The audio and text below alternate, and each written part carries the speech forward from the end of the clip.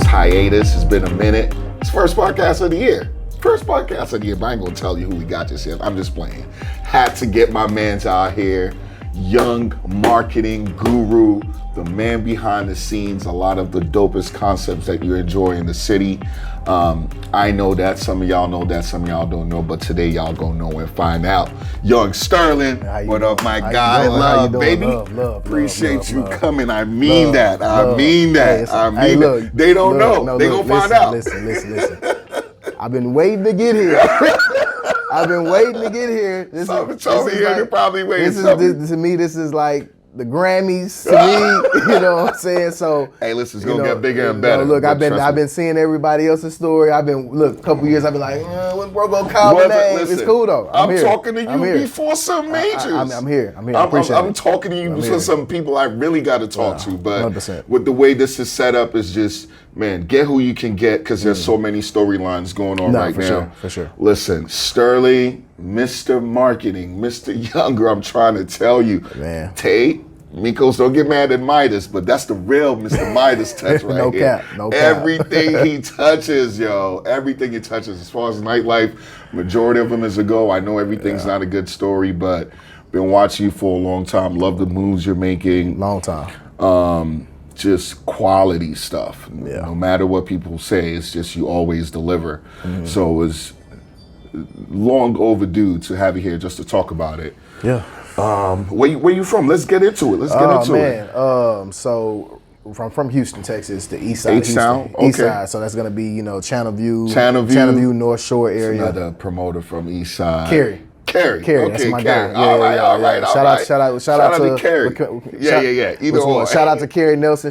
That's my guy. East Hey, side, listen, this how long I've known Carrie. Ambiance Entertainment. Yeah. Man, I'm serious. Okay, I'm in the mix for real. I be knowing. Yeah, it's Young Clayton. He's from East Side. He's from the East. That's my day one. So that's about two people that's from the East Side that I know. Okay.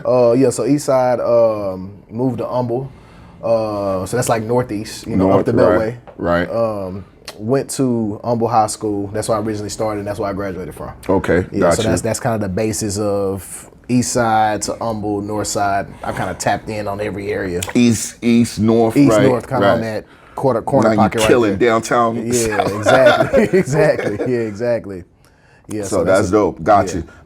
From there, go to school. So you did that. College. Yeah. So after school, right? This crazy story because I went to Atlanta. So I went to Atlanta. Okay. Something you probably didn't know about, right? Did not know that. Didn't know that. So right after high school, I went to school in Atlanta. I did a year at Atlanta Metropolitan. That's like a little community college out there. Okay. And then I did another, like kind of half a semester at Clark. Okay, got the taste of Clark. That's dope. That's dope. So I got stepped there a couple times. Yeah, and I always tell people like Atlanta, I owe Atlanta a lot because what Atlanta did for me was it raised a kid and turned the kid into a man really fast. Because I had to see all this. Yeah, because I moved out on my own out to Atlanta. Just got my apartment. I was in the hood. I was struggling. I was trying to go to school, but really I was in the streets just thinking about just doing stuff I wasn't supposed to be doing. Gotcha. Okay. That experience is that experience. So I did everything in Atlanta, man. I literally was delivering pizza, working for Papa John's. It's crazy. Working for Papa John's. I did not know this, bro. Yeah, man, for real. Like, I worked in a lot of jobs, you know what I'm saying? So, and it's crazy because I think Atlanta is really where I'm not going to say first started promoting, but it's kind of where I first picked up a microphone. Because I had the whole MC thing going. You were MCing first. Yeah, I know I'm not tripping. But this is why we're talking, because you're going to take me through the storyline. MC promoting, but Atlanta is where I found my niche. And I was like, I kind of got a voice. Let me pick up a microphone. So I was doing a lot of things out there. That doesn't just happen. You went to a club, you knew the DJ, you happened to have your mic. Was it the DJ's mic? Yeah, so it was more so... so Atlanta, down there they have a certain way they talk, right? Right. And then so when I came down there, they say, hey man, you talk a little different. You from the country. They could tell you're not from there. Yeah, so they used to call me Houston, right? So they was like, we'll call you Houston because you talk, like you from the country, right? So I think I was at a club. It was Club Liqueur. It's on Metropolitan Parkway. It says in the hood of Atlanta. But I got real cool with the owners, right? They took me in like a little brother. They seen I was out there by myself. They was like, man, we like this guy. He a hustler. And then it was crazy. Took you in. Yeah, took me in. Right. Took me in. Like that's really was my only family out there. But yeah, took me in. I was in a DJ booth one night, and this is the Atlanta era when we're talking about Prime Migos trapping out the Mando mixtape. Yeah, when we're talking about the birth of Rich Homie Quan. We're talking about I'm seeing the Young Thugs are coming into the Atlanta clubs, right? Just hosting this and that before. This not even before they blew up. Yeah. So you seeing like I'm in Atlanta where Rich Homie Quan is a local artist. People in Houston are not even we don't even know him yet. So it's kind of picture me seeing all the growth of the celebrities from that point to where they are now. Exactly. Right. So I'm in that era. But like I said, I was in the club DJ. I was like, man, let me try to rock the mic because it ain't nobody. You playing the music, but nobody. You're not talking, right? You create the vibe. You're not creating vibe because I come from Houston where we have MC DJ. Atlanta was they're just. But that didn't used to be the case. Yeah, I heard. There's an argument on where all that started. You might be a part of. Actually, back in the day, we had like MCs. We've always had MCs, but now it's almost mandatory. You have it. It wasn't mandatory back then. Okay, you know what you. I mean? Yeah. So like I said, I just grabbed the microphone, started rocking. The crowd feeling me. DJ looking at me like, hey man, you got a little something. Right. So from there, I just like, I started doing different gigs in Atlanta, the strip clubs, parties in the hood, different things. But I started having this niche for being the MC. Being the MC, right? I was like, okay, you know what? If I work on this craft, maybe, when I do go back to Houston, I can, kind of hone in on that talent. Right, building on that. Exactly. So saying that is interesting because it sounds like there was a plan to go back, or you knew you'd probably go back. So I didn't know I was going back. I only went back because my mom got sick, right? My mom got sick. Yeah, she got cancer. So I kind of was like, man, I got to go back. Right. It kind of messed up. So low key, you could have been the Sterling of ATL right now. Man, you know what? I mean, I could have. Yeah, I could have. It could have been one or two ways. We'd have missed out on all this dope stuff. Anyway, unfortunate for mom, but I'm glad you came back. Yeah. Had to take care of her. Yeah. And you start doing. You're back in Houston now. Mm-hmm. When do you decide to at least mimic or mirror what you were doing in Atlanta and Houston, and how did you create those opportunities? So just to kind of rewind back, right? So I've been throwing parties for Jesus Christ since I was 17 in high school. Oh, so you did gigs in high school? Yeah, I did. Yeah, 17. I started throwing parties just honestly just to. How can I say? I mean, really, it was really for girls. Gotcha. Makes sense. Yeah, I mean, because the focus point for me was not the money, because I had a good paying job in school. Like, I worked at Chic Shoes. I worked at NCO. I don't know if you know what the call center is, but it's a call center called NCO on the north side. No idea. Back in the day, you had to be 18 to get to work at a call center, but somehow I finessed the system. I was 17. I was 17 working at a call center making about making $900 a week. Oh, yeah. So back then, getting money. Yeah, back then, so 900 is good now. Yeah, about 8 to 900. So in high school, that's really good money. So to me, I really got into parties. Really, honestly, popularity, girls. Yeah, right. Popularity, girls. Right. And I was actually throwing. The guy who actually first kind of reeled me in with parties, honestly, was J-Rock. 18. J-Rock, okay. Yeah, because J-Rock and Clayton was on team parties on the north side at Night Moods.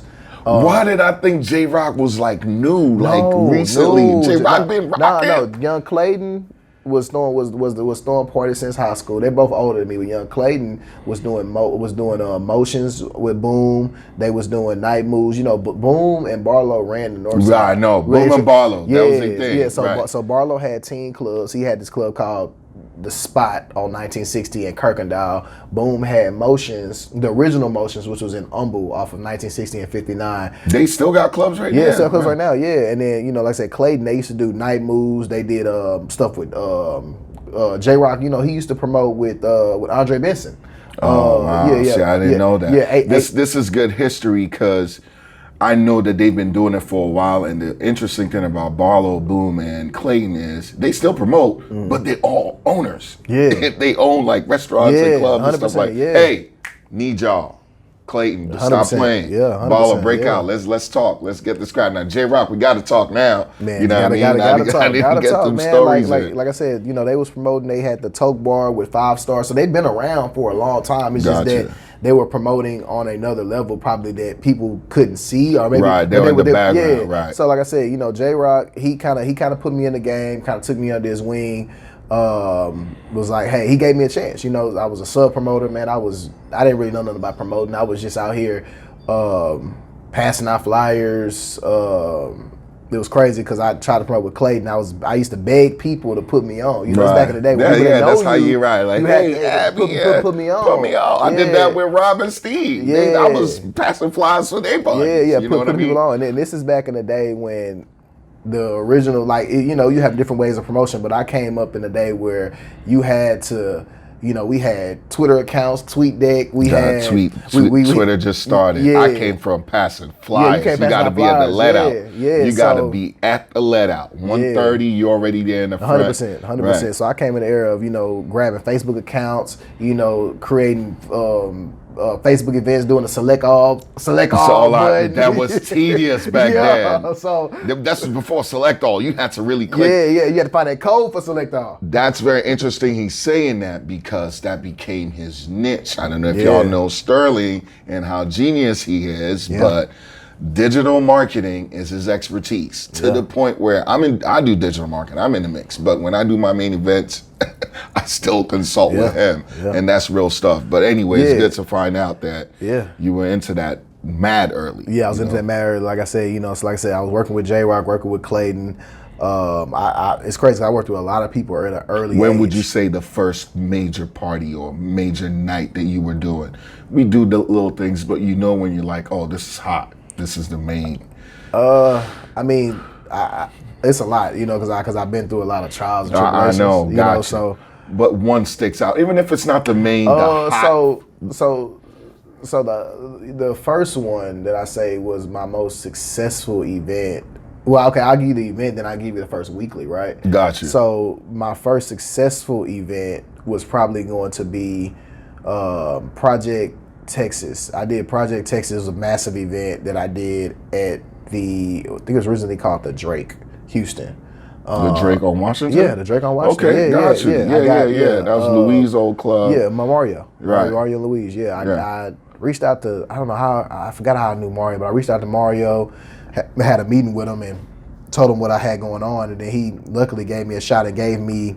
That means it was an off night, because I remember Friday, there were other promoters doing that on Friday. I think even A-Life was even doing that. I can't remember, but anyway, go ahead. Now, honestly, it wasn't an off night because this is when everybody, I think they left. And then I think Saturdays was like Mexican or open or something, right? Right. So I grabbed that Saturday, and then I did this event called Project Texas. I think they did Project Texas before, but this is kind of like a revamped version of Project Texas, right? Redux, you with your own spin on it. Yeah. So I grabbed a couple teams. We promoted that event for about 60 days, passed out flyers, did the Twitter, did the Facebook, did everything, and we did about I want to say 1,000 plus people. That night.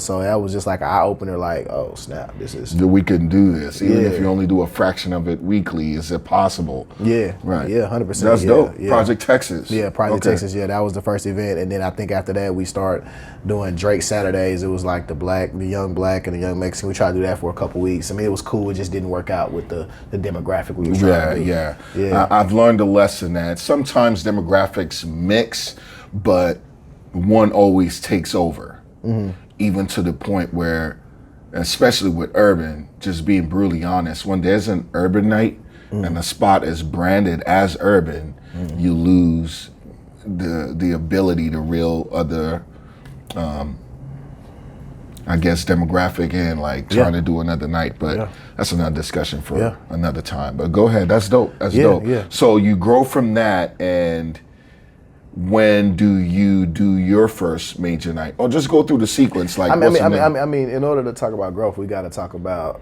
To me, we got to talk about the failures, right? Absolutely. Because it's a lot of because right now, like even in the stage of my life I'm in right now, I feel like I'm still growing. No, right? no, absolutely. So, but it's a lot of failures that made me and molded me into who I am today. Like, for example, if we talk about, like I said, we go back to that J-Rock and Clayton era, right? I actually was promoting at Hefe Bar. You probably didn't even know that. I did not know that. Yeah. Hefe is the one downtown on the corner, next right? to Next to I-Bar. I-Bar was Grasshopper. Yeah. So I was a sub over there. I think I was promoting with, it was a team called Face Off ENT. I was doing Hefe Bar. That's when actually I linked up with MC Quay. Shout out to Quay. You've Quay, worked with a lot of people now. Yeah. Quay took me under his wing, man. I remember riding around in his. I mean, he had that white Range Rover. The white Range Rover. Yeah. That's dope. So we used to ride around. It's amazing how Quay has influenced and actually worked with so many. Me, like I pass flyers for Quay. Yeah, a lot of people. You know what I mean? A lot of people, man. Martels can never come on, Quay. What's goody? Yeah, Quay actually introduced me to East Bobby when they was doing Reserve Lounge downtown and Wayne Cole. Yeah. And then Quay actually took me to, it was crazy, I was like 17, 18. Quay took me to Mize restaurant. Everybody used to go to Mize. Afterwards to eat. Yeah, and then he introduced me to High C and Lil Keith. You remember me and said, man, this guy right here, this still be the future right here. Y'all be on the lookout. Shout out to Quay, the Quilliam Woods. What's up, son? That's the Appreciate guy. you recognizing the young dog when he first started, and you weren't lying. He's doing this thing right now. That's the guy. Dope. That's the guy. So did Hefe linked up with Quay, and you brought that up when you were about to talk about failures. Is that something that was hard to do? Are there any other examples of things that you did that, because everybody thinks it's sweet. So yeah, everybody thinks it's sweet, right? Like at this point, I'm thinking, when I was like 18, 19, because I've been promoting since I was 18, 19. Right. I was 18, 19 in 21 and up clubs. That was the great thing, right? Yeah. I heard that when you said I was young, you know what I'm saying? So the thing is like at that young age, you kind of start feeling yourself a little bit like I'm that young, right? I'm coming for everybody, type mentality. This is before you recognize what being humble and trusting the process. You hungry, right? I'm hungry. I'm coming at everybody's neck. And then me, I was a student of the game. People didn't know. I used to study. I used to have these things. I'm like, I want to be like this promoter. I used to study Lil Keith. I used to study AG. This is 18. This is back in the day. Good examples to study. No. This I used to study Mark Barnes. In DC. Right, DC. You know what I'm saying? Love. Right. Mike Gardner. This is guy like I'm 19, 18. Doing this study back in the day, not now. Back then. This is back in the day. I'm looking at AG's parties. Shouts out to AG. Shouts out to Mike Gardner. Shouts out to Lil Keith. Yeah. I'm looking at promoters in LA. I'm looking at these things because I'm looking at how their flyers are. I'm just looking for different things that I can take from each person and kind of put in my own and create, right?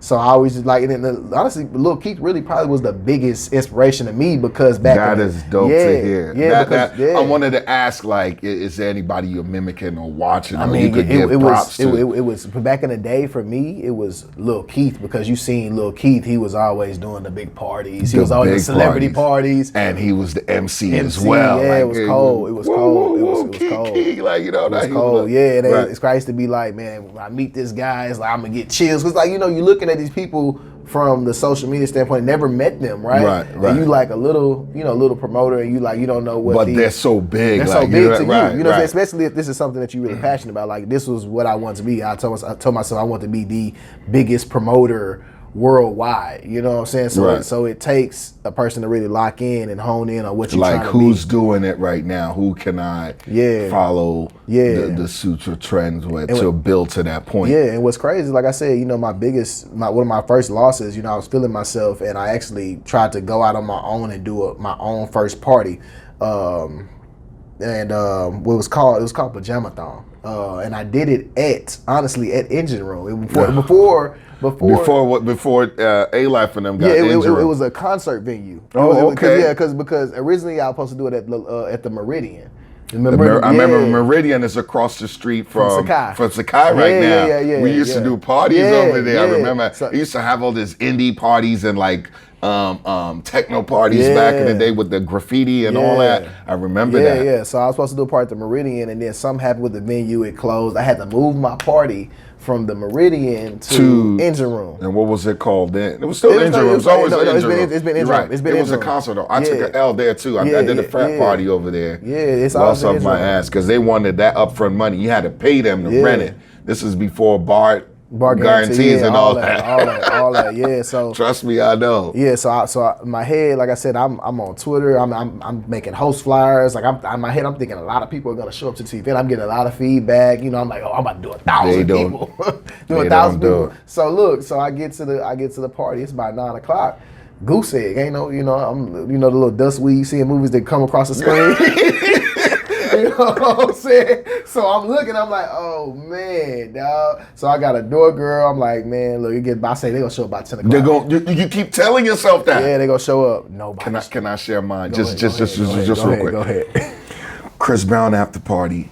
I did it at Blue, Club Blue, Beach Nut 59. Humongous. Go get the biggest venue because you think they're all gonna come. 9 o'clock, nobody. 10, nobody. Damn. 10 racks. 10 racks. This little IKEA in college. Well, just graduated, but in my head, I'm thinking it's Chris Brown. It's about to smash. When I say you got to have a conversation with yourself after that, that's 10 bands that I'm talking. Not 10 bands now, which is still a loss, but 10 bands then when you're coming up, that's and Chris just came. They rocked. They partied. Broke out. Anyway, I'm sorry. I had to go there. You just took me there. Because these L's are serious. They make or break you. Make or break you, yeah. Like for real. You gonna double back? You gonna run it back? Or is this the one that takes you out? Nah, for sure. So how do you, it's 10 o'clock, 11 o'clock, they not there. How are you reacting? Man, it's crazy because like I said, and this is when, like I said, you have those key people in your life, man, like Victor Elmo. I forgot to shout out Victor Elmo. You gotta give Elmo a shout out. I've been telling him to get on here. He said he will. I'm waiting on you, Vic. You gotta give Victor Elmo a shout out, man. Victor Elmo was one of the biggest influencers in my life. It's still a big influence in my life to this day. I talk to Vic every day. But that's another story. But I got a whole nother story when we get there. Yeah. So like I said, I think I called Vic and I say, Vic, what's going on? They not showing up. What I need to do? I think Vic was like, man, bro, you need to go and just shut it down, pay your bills. I think I had about $100 in my cash box. All I did, I paid my door girl $100. I mean, it was at this point, you got that ashamed feeling, right? You know, you don't want to go talk to the Am I owner. really cut for this? Yeah, you start to doubt yourself. Yeah, because you're growing up at this point, you had some success, and it's just like, no. Maybe I didn't have no success. This is my first party trying to jump out of my own. On your own, right. But something tells you that you can do it. Yeah. So when you see that, you revert back to maybe I should just be sub. Yeah. And you cower as a mouse again, and you don't want to touch that anymore. I've seen it happen, and cats have never gone out that box. Yeah. But got to stay at it. Yeah. So I mean, like I said, that event went sour. That was my first event that I tried to throw on my own. But like I said, I've always had this thing in my head as far as like I want to be the biggest promoter in coming up, right? So I always used to look at InDmix a lot. I used to look at what clubs can I grab on days that are not being used. That's it. That's it. Yeah, there you go. Office, this your hot night? Who's the manager? Who's the owner? Let me see if I can slide down to main night, start the conversation. Yeah. And then, because like I said, I worked with so many people. I've done a lot of sub work. I worked with everybody, man. It's crazy. Like I said, I was 18, 19 at the time working with everybody, but I still wanted to become my own person and create that lane for myself. Shout out to InDmix though. I hope y'all didn't miss that. You should look on InDmix and find out the spots. You gotta find that's how you found out. Like I said back in the day, for me, I used to be like, man, I'm gonna get my stuff on InDmix one day. Right. But one day I'm gonna get it on InDmix. That's how you do your own status. You know what I mean? It's kind of changed dynamically now, but still. Yeah. So I think the first thing that I actually grabbed was Social Junkie. Okay. Yeah. I forgot how I met a good guy that everybody knows, Aladdin. Most humblest guy. Has plugged in so many. We're gonna have a conversation with Aladdin. Aladdin has plugged so many people on, so many business relationships that are thriving today. Aladdin wants to one, and he's quiet. He don't say nothing. He's valet, but he'll bring it together. Yeah, 100%. Yeah, so I called Aladdin and said, Aladdin, man, I'm a young promoter. I just need a night, at a club where I can do my thing. He shouldn't have even listened to you. Shouldn't listen because I was like 20. Young, I was 20. Yeah, he was like, yeah, whatever you want, brother. What are you trying to do? I got this same energy. Yeah, I got this club, Social Junkie. They have a Thursday available. I said Thursday. Whew. Okay, let's do Thursday. So he plugged me in, and I had my first meeting with this guy, Dewan. That's why Dewan was ready. Dewan is the man. Still a brother to me to today. But like I said, they gave me my first shot on Thursday, and then like I said, I created a night called Chicken and Beer.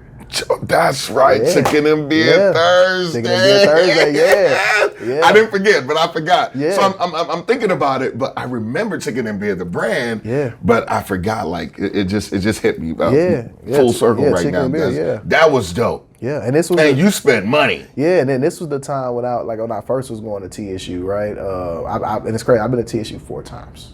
And I explained to you I was at TSU 4 times, maybe 3 times.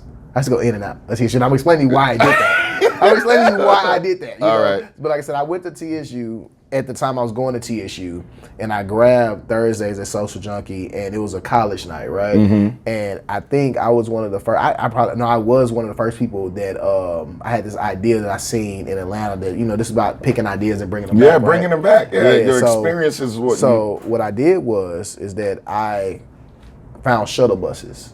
And I picked. And I used to say, hey, I used to have flyers that said the shuttle bus is going to be here at this time and at these locations at these times to pick you up to take you to Chicken and Beer. So I was shuttling college kids from the end of the Tiger Walk to straight to Social Junkie. Yeah, straight to Social Junkie. So they don't have to worry about transportation. Because they didn't have cars. Right. Yeah. Right. So you promoting the college kids, these freshmen that ain't got cars. And this is before kind of Uber wasn't really just. Nah, you got to get them there. You got to get them there. But that costs money too, so you were covering that. Yeah, I was covering that.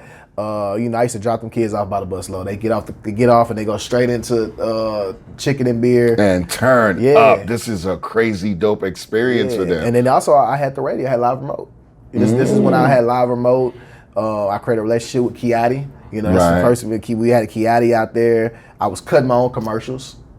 Crazy. I was 19, 20. I hope y'all paying attention. So you would actually record it. Yeah, at the studio. At the studio, I was dealing with. I always pay for talent to do this stuff, but I'm telling you how dope you got to be. You got to be willing to cut the commercial yourself. You know how to express the key points. Nobody's gonna be able to do that more better than you. Also, Lil Keith was cutting his own commercials. Key used to do all. Key used to this love your doing boy, that. Lil Keith. He said, free.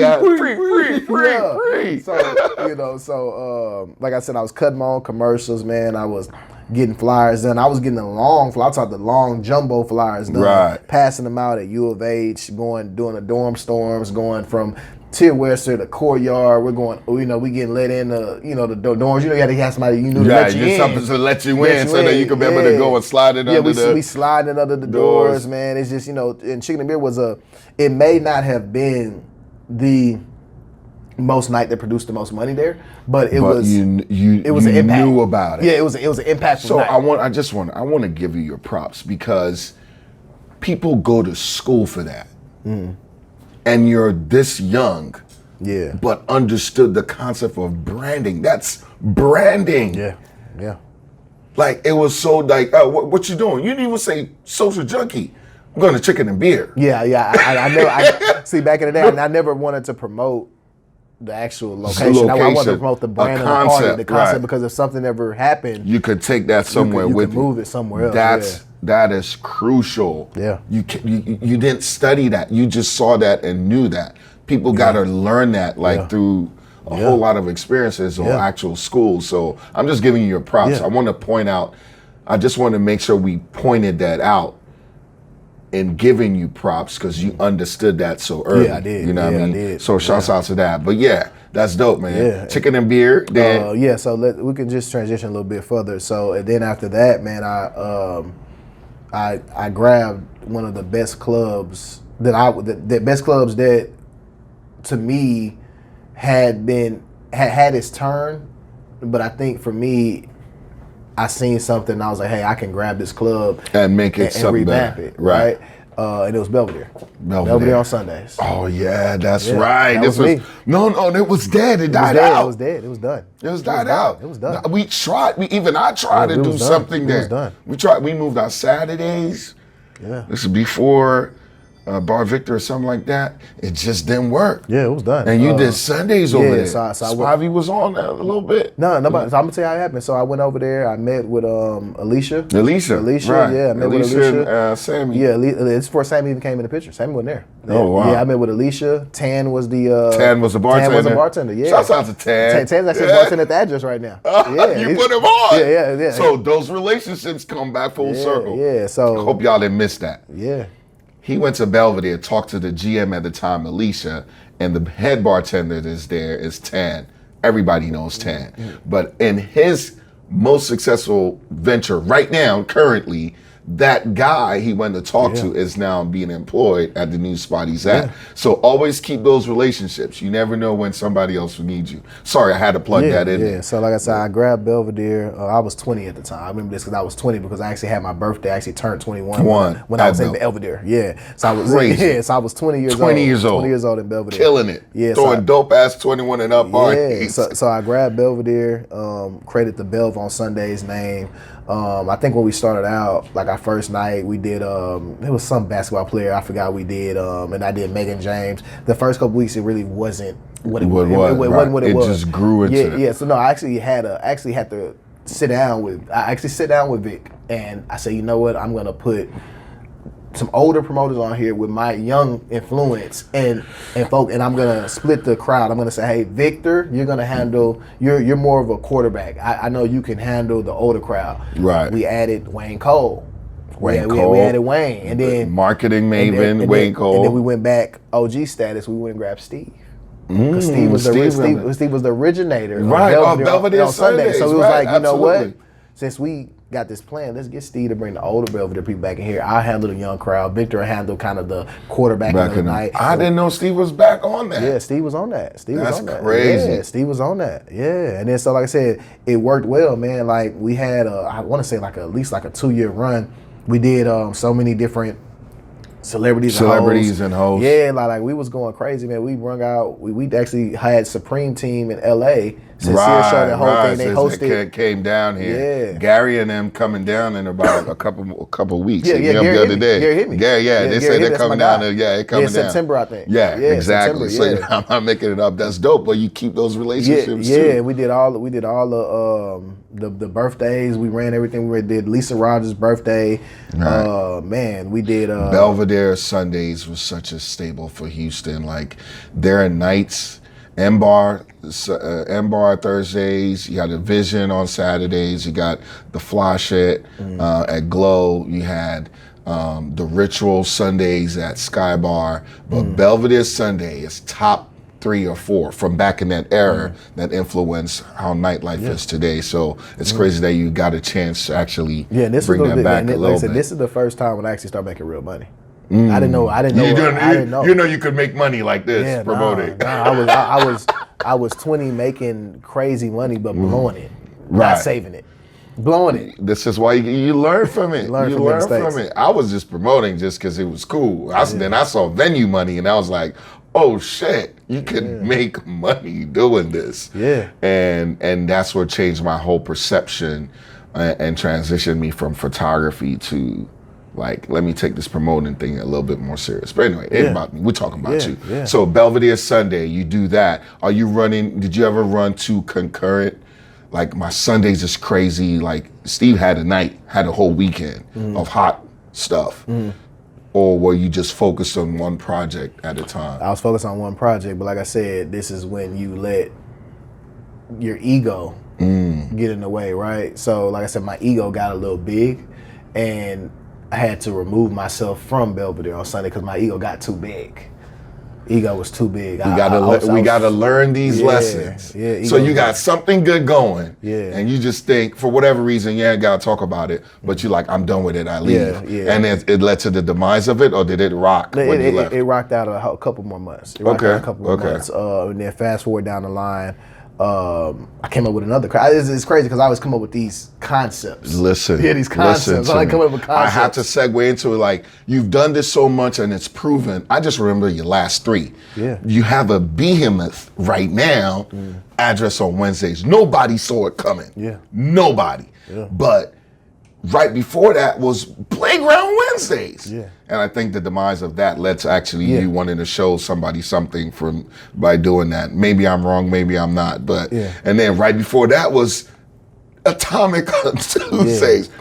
3 back-to-back smash hits that nobody saw coming, and this the mastermind behind it. So it's not like it's a one-hit wonder type thing. He's done this multiple times, and now you're talking about Chicken and Beer and Belvedere Sundays. You have been doing this for a minute. Yeah. Anyway, but go ahead. You leave that, and then we segue into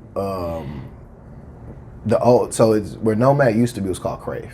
Oh, Crave, that's right. Yeah, that's right. So I came up with this concept called Dinner Party on Tuesdays. Dinner Party Tuesdays. Dinner Party Tuesdays. I remember that. Yeah. So that was a real big thing. We had DJ Mr. Rogers. We had Kane. Put Crave on the map because Crave was trying. Crave was just a restaurant. Yeah, it was just a restaurant. Yeah. And then they gave you the opportunity to do it off night. They probably weren't making money, but they probably weren't expecting you to do what Tuesdays you did. we came in. Man, we shut it down. I mean, what's crazy is that we booked every influencer in the city. And this is before you had to pay these people. Now people want money. Right?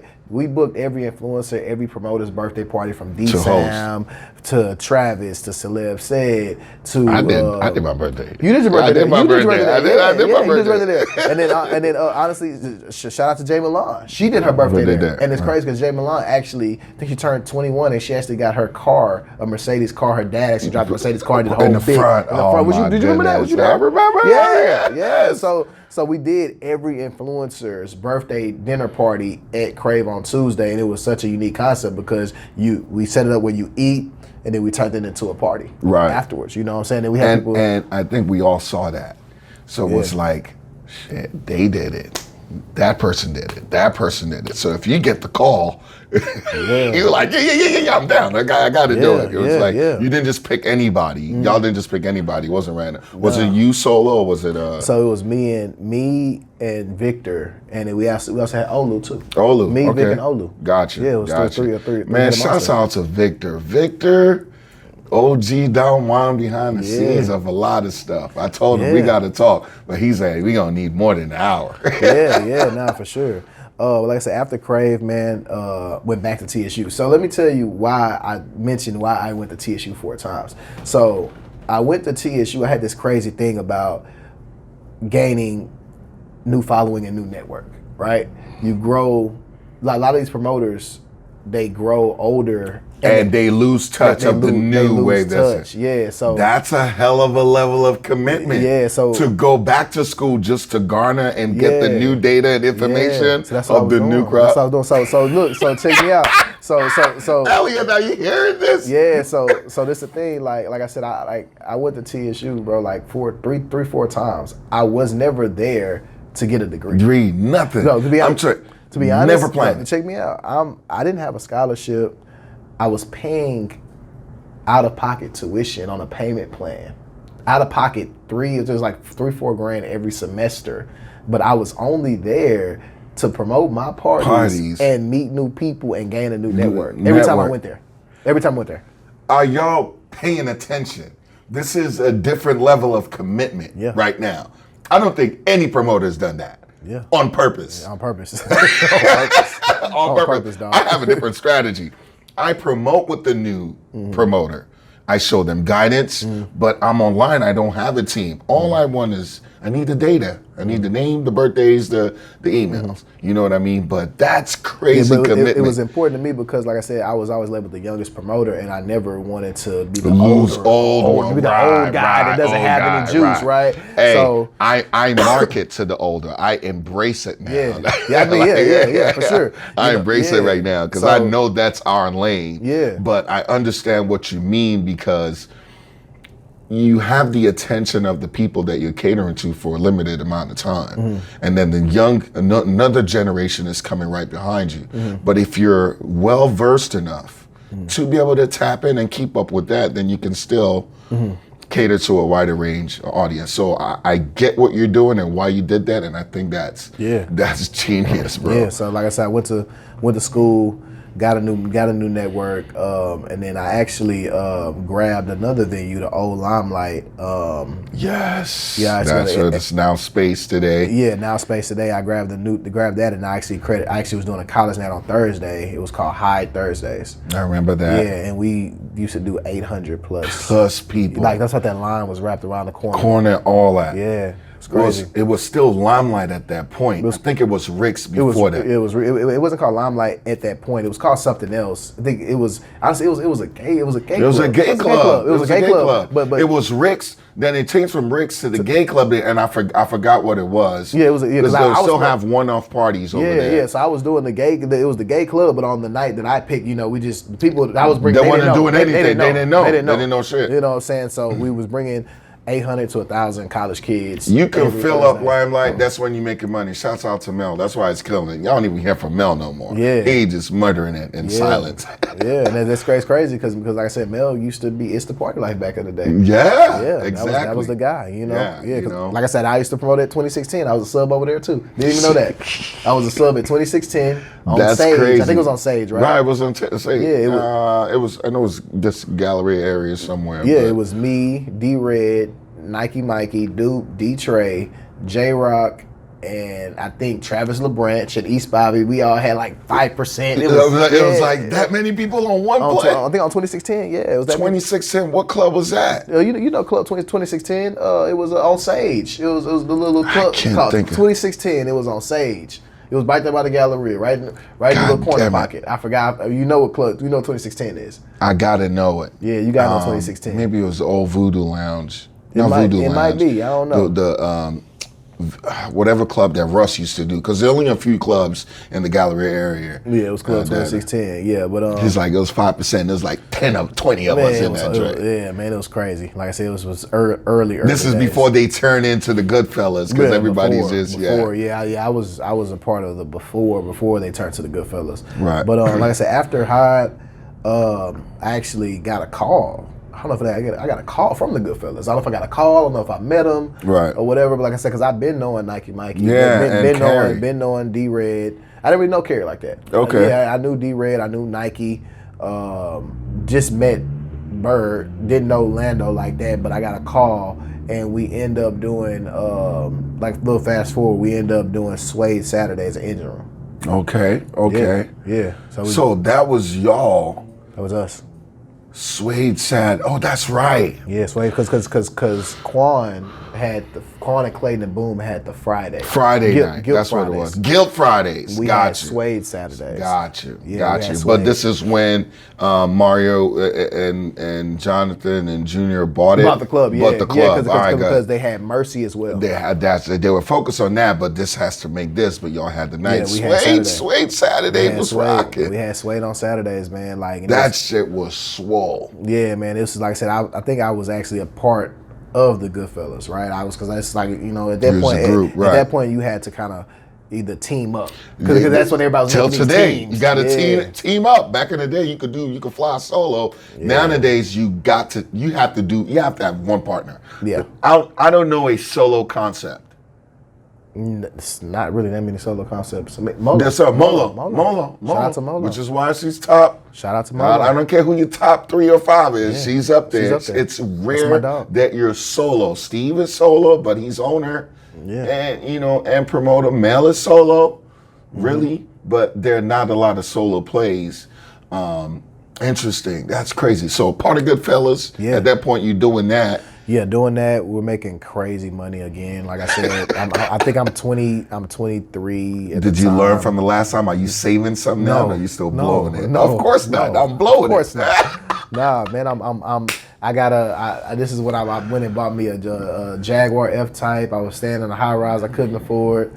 It's crazy, man. Like you make put it out there. Tell these lessons. Yeah. Understand and get inspired. Just be smarter about it. I'm still learning. I'm an open book. I'm still learning. You know what I mean? Yeah, so this is just. And this is when, like I said, we making all this crazy money. Ego comes again, right? Ego, you get the big head, you think you making all this money, you thinking you the shit, you think you the mans. I'm the one. I'm doing all this stuff. I'm doing right. all this, and this is back in the day when booking tables was the important thing. Jesus, I don't understand. Like I understand it, but and we have to talk about this. I need at least 5 minutes to talk about this. What kind of promoter are you?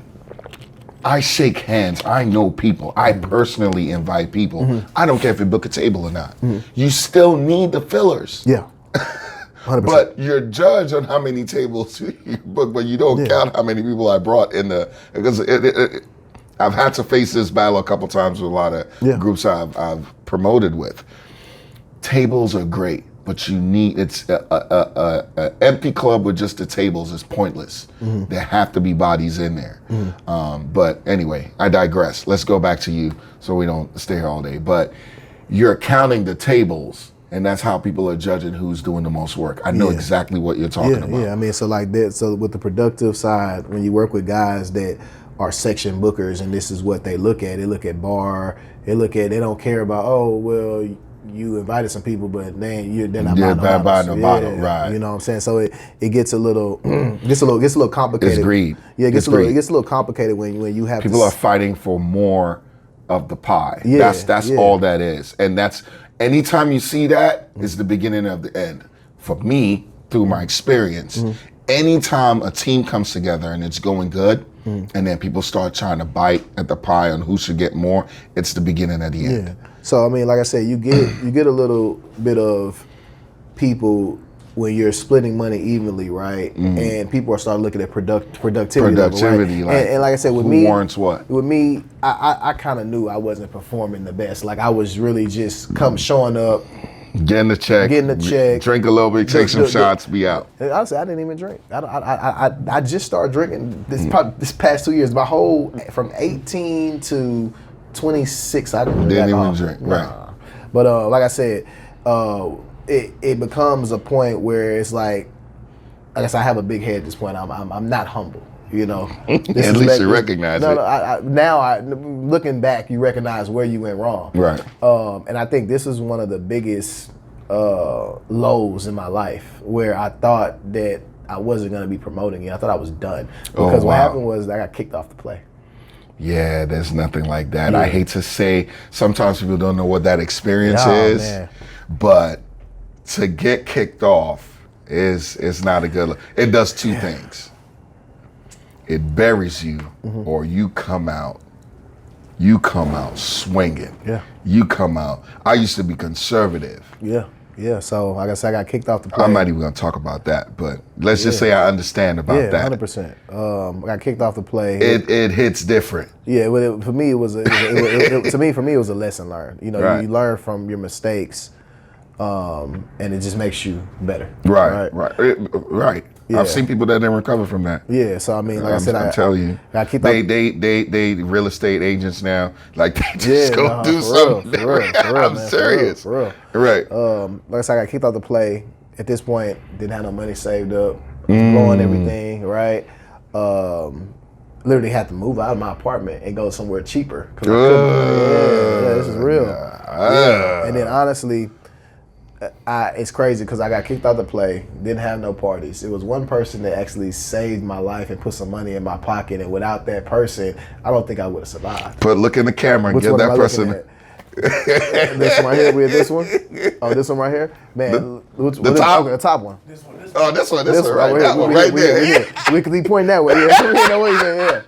Got you. So look, man, we go get this person shout out. Shout out to E. Spivey. Eric Spivey. Eric Spivey saved my career and my life. That's dope. For real. That's dope. For real. See, and maybe you told him. I tell him all the time. Oh, okay, you do. I tell him all the time. But I think now in context, he's going to really understand what it meant. Yeah. Shouts out to Spivey, man. Good Spivey, dude. Good dude. Yeah, so like I said, Shout out to Spivey. He gave me my first ownership at any spot ever. Y'all didn't even know that, but Yeah. It didn't blow up, but he was willing and trustworthy enough in me that he gave me a percentage. Anyway, we digress. Yeah. That's dope. Spivey gives you this break, and you're like, I'm not messing this up. Yeah, I mean, I called him and said, hey, man, I got kicked off, man. I just need you to throw me a bone. What can you do for me? He said, don't worry, little bro. You know, you got the, you got that little bro, you know what I'm saying? You know, that motivation. He's don't worry, I got you, bro, whatever you need. So, I mean, I literally, he gave me Friday, Saturday, and Sunday to MC at $200 a night. And then he said, so it was $200 a night, and he gonna pay me for E-Blast. I was making maybe with Spivey $600, $400 max. That's all the income I had outside of me sending a couple emails. Blah for other people. Yeah, so, but it was so crucial at the time. This is for Spivey's. I was at Spivey's Uptown. Got you. Yeah, I was old Epic 22. Yeah. So I was MCing Friday, MCing Saturday. And when you need that, you just hone in. You don't even look at nothing else because I need this. Yeah. I need this foundation. Yeah. Because I ain't got no bread coming in from nowhere. No bread. I had no bread coming in from nowhere. I ended up going back to school again. New data. Yeah. It's right up the street. You can walk. Right up the street, dog. I would have gone back to school again. I actually ended up getting a night at Spivey's Wednesdays. We did a college night there. I was doing kickbacks at my house just to create that new get the cool new network vibe. This is where we go hang out after. Are you doing collaborations with anybody on that, or is it just it's just me? At this, I'm grabbing little subs here and there. Got you. And doing little different things. Any subs you got that you put on? Yeah. That are doing good. Yeah. You got Nico. Nico, yeah. Now, Nico was Nico's doing. Yeah. I didn't know him at first. I had to figure. I kept hearing his name. I just saw him at Nado on Sunday. I'm like, that's Nico. I took a picture of him, everything, But he's big time. He's big time. Nico was at. He did Atomic. I remember that. Yeah. Nico was at TSU. And what's crazy is that last time I went to TSU, that the second day, I actually got a position on UPC. I was a social rec chair at UPC. Oh wow! So social rec was the person who handled all the parties at TSU. So I was so like for homecoming and all that stuff. Yeah, and Nico was the VP for UPC. Oh wow! So Nico was VP. So you got a job doing so you stay longer now that you have this. Yeah, I stayed a little longer. Yeah. So Nico was VP. I was social rec. So we was playing all the homecomings. We was doing all the talent shows, the movie nights. This is when y'all started actually doing bookings and stuff. I think. Yeah. Y'all started booking talent. Yeah, we started booking a little talent. Right. Yeah. It used to be just dry homecoming. I started bringing DJs from the city like Ari over there, Streets and different things like that.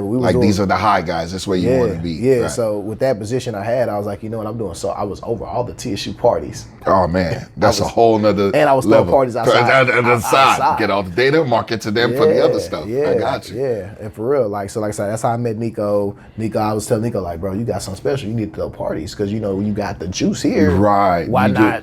You could have held that back, but I'm glad you actually shared that with him. Yeah. Motivate him, push him. He didn't want to at first. And then plus he was a noob too. So, when you in a frat, because you in a frat. Oh, yeah. Why you not Greek? Yeah, man. I know, dog. I know. You be. Yeah, I know. It ain't too late. Don't worry about it. Yeah. Anyway, let's go. But like I said, he's in a frat. When you got in a frat, you have that special type of unique juice. It's different. You have another network that you can tap on into. Right. Exactly. So like I said, I brought him in over there to Spivey's, and then after that, it was just I kind of took him everywhere I went.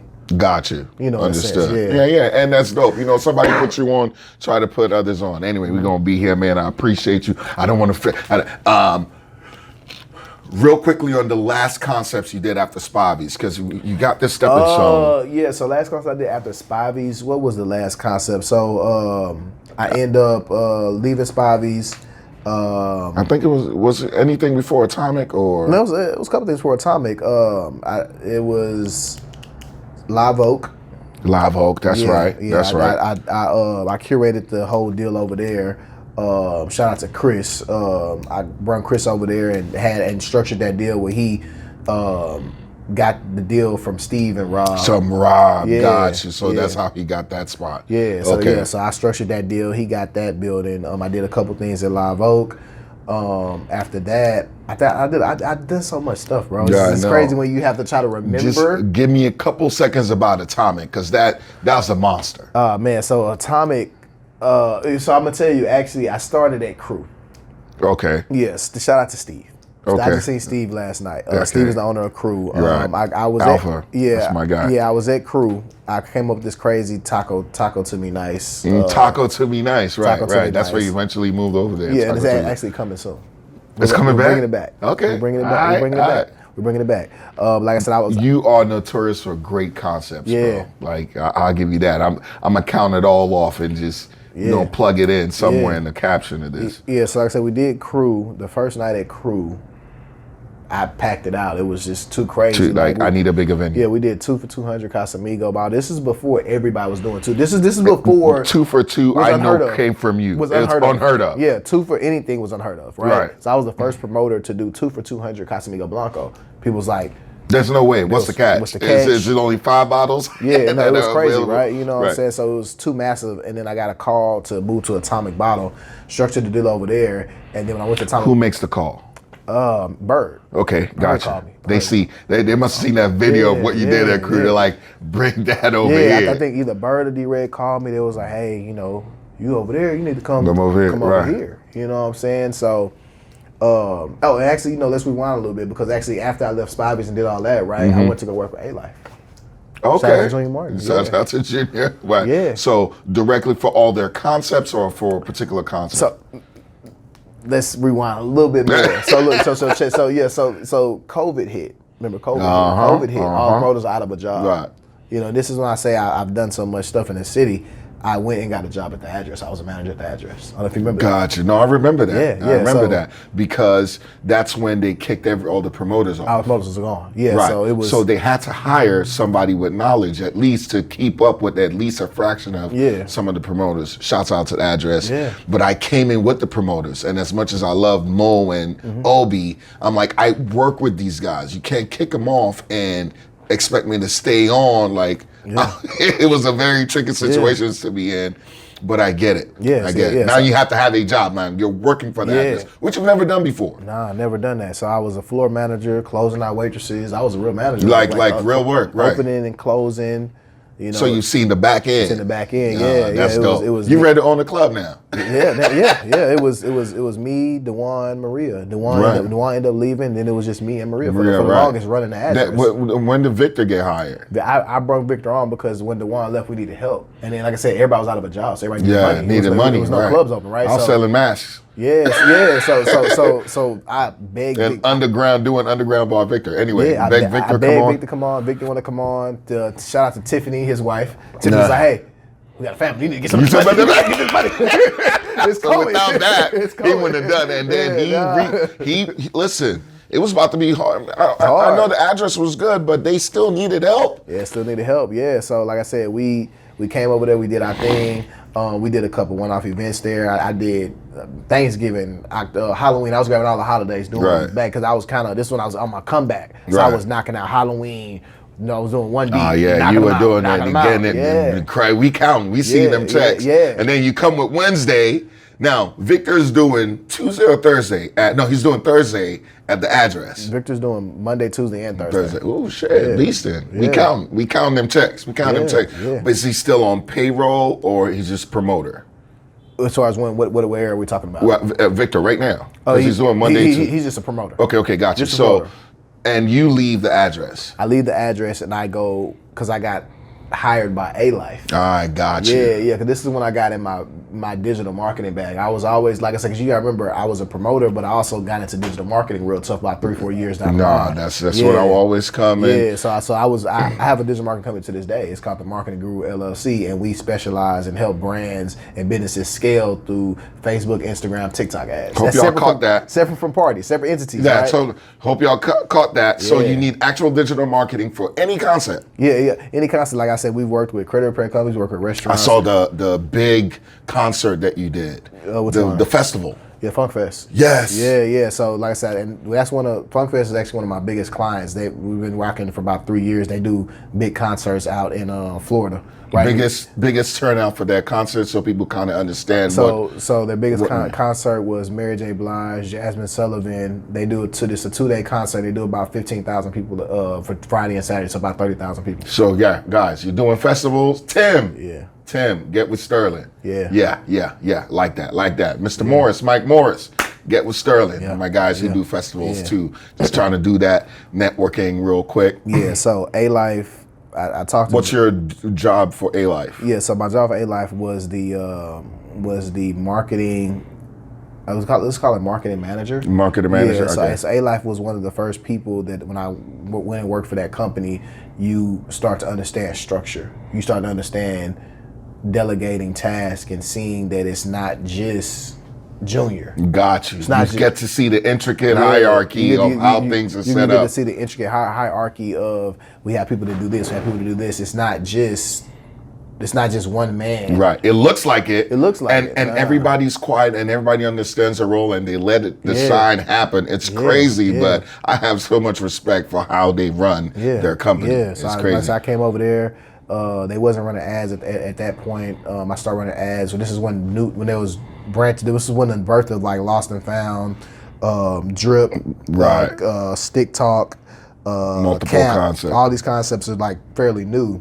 And I'm running any ads that you have seen, sponsored ads for any of those And concepts. if you've seen any platform you want to set up, are you still doing that for them? No, I'm not. Okay. Yeah. So like I said, you left or yes. ego happened again? No, it wasn't even ego. It was a matter of we didn't see eye to eye as far as what I should be doing, what they wanted me to do with my position versus what I wanted to do, because it was a matter of I still wanted to be a promoter. I didn't really want to be. I got you. I didn't want to just. Yeah, I got you. Be an and employee. it will limit what you could do because they don't.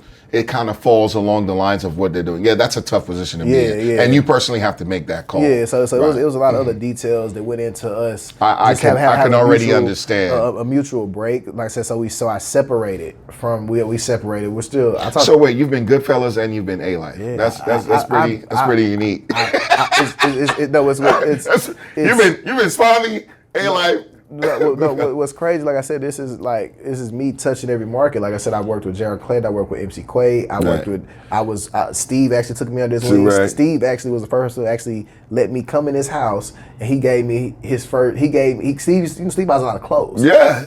Steve gave me my first Gucci belt because he was like, hey, you can have this in my closet.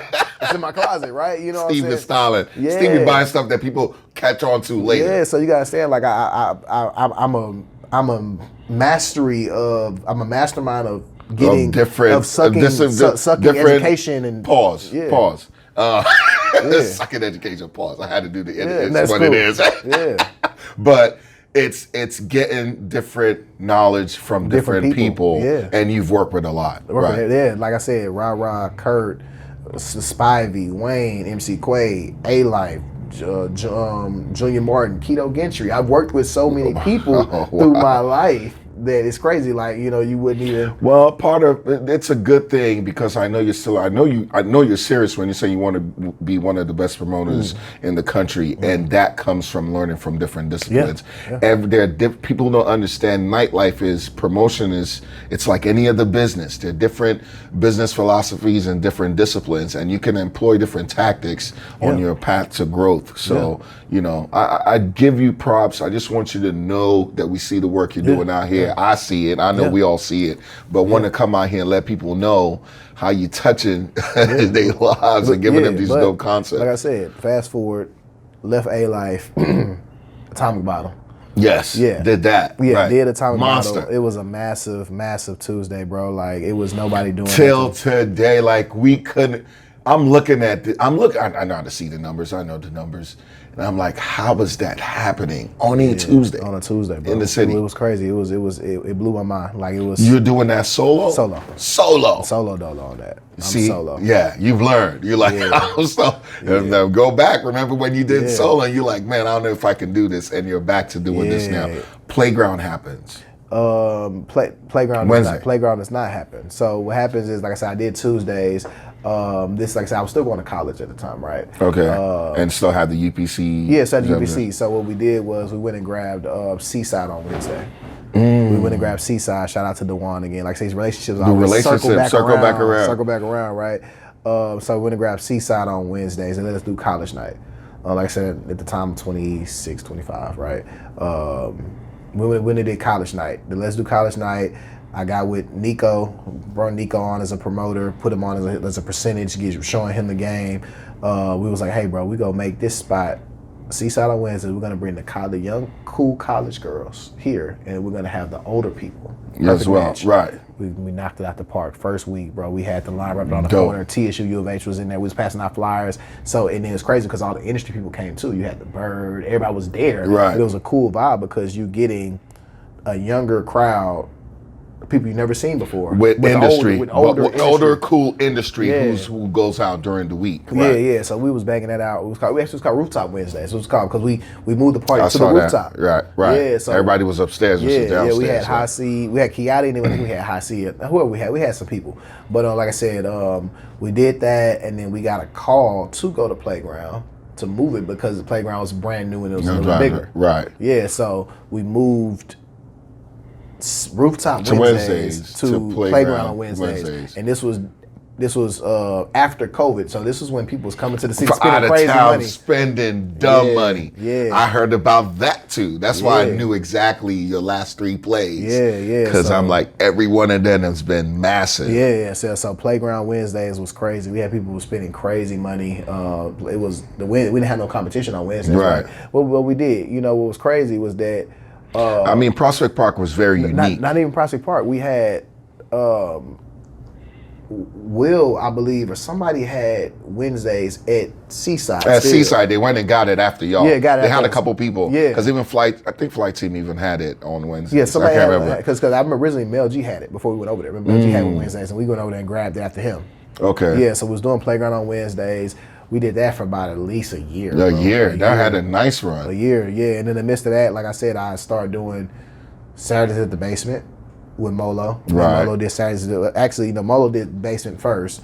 And then she ended up, I don't know, something happened. It got a little, you get them clothes when you get on a little dry. Yeah, right. So she called me and said, hey, I got the Basement. Go over there, do your thing. I went over there and I Popped it back up. Popped it back up. Clear. Yeah. Brought it back to life. Brought it back to life. I was doing, because like I said, the Basement was so unique to me. I'm on Saturday. I was doing host after host after host, Back to back, flooding it with right. the marketing, the emails, the text. And then they blasts. had the dope ass weekends where they just gave you additional product too, people who were in town. Exactly, Right. yeah. So then, I think Molo was at Velvet Room at the time with Bird. With Bird, gotcha. So you were running point on that while they did that. Yeah, so that didn't really work. So the hype of the Basement, she came back and it was just a perfect collaboration. Me and her start killing it at the Basement. Right. And then Till today. Yeah. Right. Till today, we're still doing it. We've been there a year. What are your weekly plays currently? Currently, right now, Wednesdays at the Address. Right. Fridays at Clay. Okay. Saturday daytime pool party at Clay. Saturday night at the Basement. That's a monster. Yeah. At the Basement. Yeah. So, like I said, fast forward Wednesday. I gave up Wednesday because after a year or so, it's kind of like it dies out, and then most of that was out of towners. There was a time all the out of towners stopped coming. Yeah, it was out of town. This is the last thing I want to talk about: the birth of the Address. Man, how do you come up with that? I'm sorry. This last thing we're going to talk about, I don't want to talk about today. Elliot, we're going to wrap this up with this, but it is a monster. Yeah.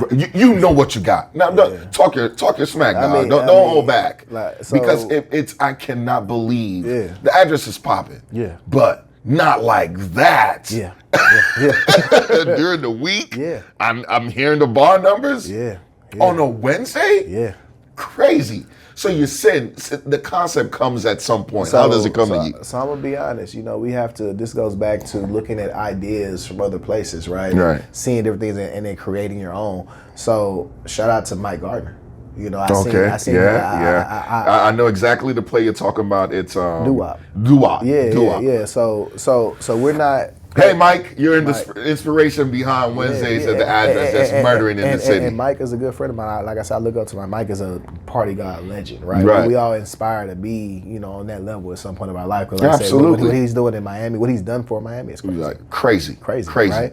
So like I said, I seen Mike doing a doo-wop, and I was like, man, that's live. But like, I want to create something that's like that, but different. Because Mike's doo-wop, I think they more so focus on no sections, all dancing, good vibes. Let's dance, let's have a good time. And it's daytime. Typically. Yeah. So, and like I said, his concept is so niche and lovely. I just knew in Houston that it wouldn't probably work as far as with what I'm doing because people love sections. People like partying. Yeah, People don't want to yes. dance, right? They want the combination. But with him, he forces people to actually vibe and dance and enjoy it. yeah. Don't lose that art, right? Yeah, don't lose that art. And to be brutally honest, I'm sorry, so cliche. I want to do an R&B night. It's everybody's doing that. I'm sorry. I don't mean no disrespect to anyone, bro. but this is truly different. Yeah, it's different. In the sense that you are doing all R&B. People will say it, but they'll still turn up at some point and play hip hop or whatever. This is truly all R&B. The R&B in Atlanta, Brian Michael Cox joined. That's legit. They do R&B for real. Yeah. But you have concerts. Yeah, so I'll tell you how I came up with it. So like I said I had a little inspiration from Mike. I was on the phone with Carrie Nelson. This is crazy because I was like, I was telling Carrie, I said, man, I think I'm done with Wednesdays at the playground. Right. I want to do something different. I got this idea. And like I said, Carrie would probably tell the story differently, but I'm going to tell you what really happened. Right. I came up with the concept. I was like, bro, I want to do an R&B night where people actually party and we actually enjoy R&B music. This was before we was even thinking about bringing a host. This was not even in the... So that wasn't even the scope of it. Just really true I R&B. wanted to create an R&B night where people actually, where if you hear a song, whether it's Usher, Beyonce, whatever it is, that song, you resonate with that song where you connect with it, whether it brings a heartbreak, a breakup, or a happy memory, whatever that song, how it makes you feel. I want to create that and curate that type of night where people actually can have a good time and express themselves at the same time. Yeah, so I had an idea. I was like, I mean, you got grown men, thugs, gangsters, everybody. Yeah. Sing it. Yeah, so Carrie, I see the videos.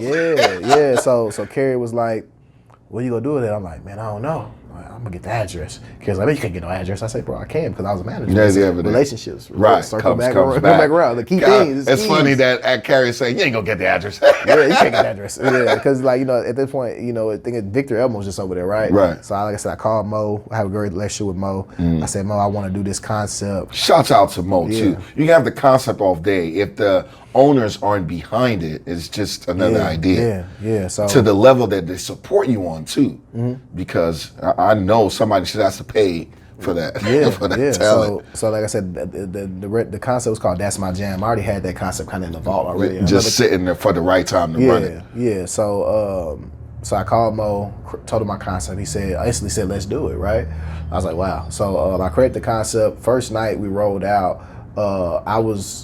Like I said, I came up with all the unique special that set it off. The $2 lamb chops. Yeah, $2 lamb chops. Unreal. Unheard of. I'm trying to beat it right now so I could go get some.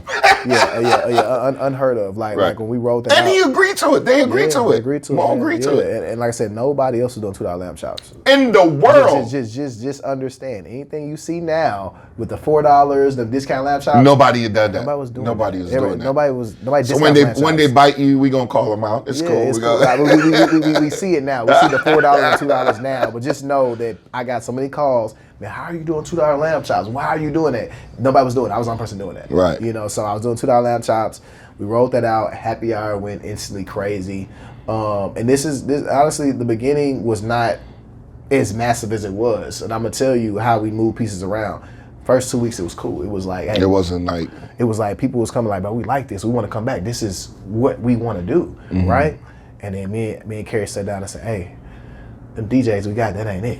We need to switch some shit around. We calling audibles. We say, we need to go get Kane, High C, and Rogers. I say that I don't know where they are together anywhere else. Nowhere. Together. That's the thing. On any night. No, and honestly, historically. And if you ask High C and ask Rogers, ask Kane, Wednesdays is their favorite night absolutely. Of the week. So absolutely. we got Kane, we got Rogers, we got High C. Put them together, right?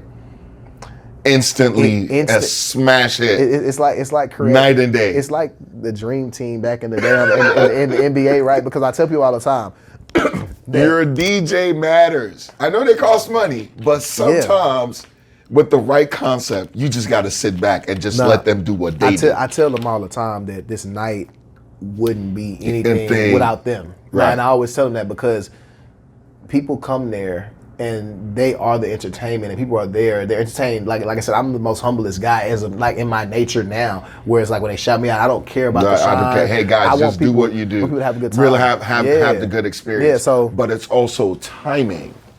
I believe that they could do a hip hop night and it wouldn't resonate as much. So it's a unique thing that people need. So you have to understand how I curated the night, right? I said, hey, I want to create a night where we're not gonna charge to get in.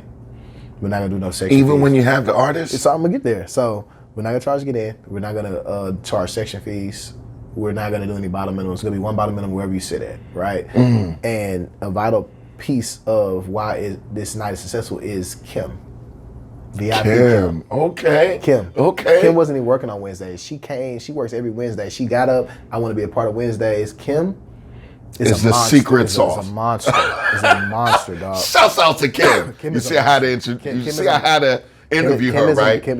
People need to understand Kim's iconic place in Houston nightlife. Bro. Right, on Wednesday, you got to understand that we have half the club is already booked for regulars every week. We've been open for about 4 months, and we've had the same people book tables for 4 months consecutively. And Kim books half of that. Half of that by herself. By herself. You know what I'm saying? So like I said, we started attaching talent concerts to it, and we found out that this is what we need to do. We do concerts once a month. We did 112. Right. I said, hey, make it free. Don't charge nobody. We did Jagged Edge. Make it free. Don't charge nobody. We did Lloyd. Make it free. And they are not cheap. That's not cheap. Lloyd, first of all, I tried to price Lloyd about 2 months ago. I didn't know this cat was charging. I'm thinking I can get Lloyd for $7,500. Add another 10. Add another 10. That was traveling. He's over 20 right now. Crazy. So we did Lloyd. Don't charge nobody. We did John B. Don't charge nobody. So what I was doing was I was building a night where people can really enjoy themselves and feel like. And we close at 12 too. So that's crazy. I know you got to kick him out. You can easily go till 2. Yeah, I can, right? Easily. Yeah. But when you kick him out, it just makes him hungry to come right back. Yeah, come right back. Yeah. Right. So we created a night. We do these talents. Like I said, I think after Mario, after John B, Mario was the first concert we charged. Because at this point, it's Mario. Yeah, you got to get it. At this point, when we do talent, we got to charge. You got to recruit. You've done the prior investment to set it up. And a shop, I didn't want to say, you got to let them know who you got coming. Yeah. So, like I said, we built it up with these concerts, man. Like, we got people that really enjoy Wednesday night. You know, that come every week, that just enjoy it. You know what I'm saying? Then, like I said, Wednesday, August 23rd, we have Ashanti live in concert. Yeah, I'm going to be there, brother. Yeah. Everybody, don't miss it. Ashanti, Wednesday, August 23rd at the address, brought to you by my man Sterling and Kerry Nelson. Dopest R&B night in the city right now. True R&B all night. True R&B. That's my jam Wednesdays. Listen, guys, I want to keep going, but we got to wrap it up. Yeah. I want to say I appreciate you, brother. I really do. We're going to have another one. Because I want to talk about more stuff. I just want to give y'all just a little bit, just a tad bit, just a smidgen. But listen, love, keep doing what you do. Again, I'm saying that I appreciate you and I see the work you do, but I know I'm not just saying it for me. I'm talking about those that represent the people that enjoy the ideas that you curate. People just go out. They need to know the people behind it. And I want to thank you for all you do. Keep doing your thing. Shouts out to my man, Elliot. Shout out. Hey, Elliot. Appreciate you, baby. Shouts out to Kid Styles. Y'all see it. Kid Styles, Second Nature Design Studios. That's where we at tonight. InDmix Podcast is back. We're going to have more guests for y'all coming right back. Let them know your IG so they can follow you. Man, you can follow me at Fly Guy Houston on Instagram, Twitter. What's that?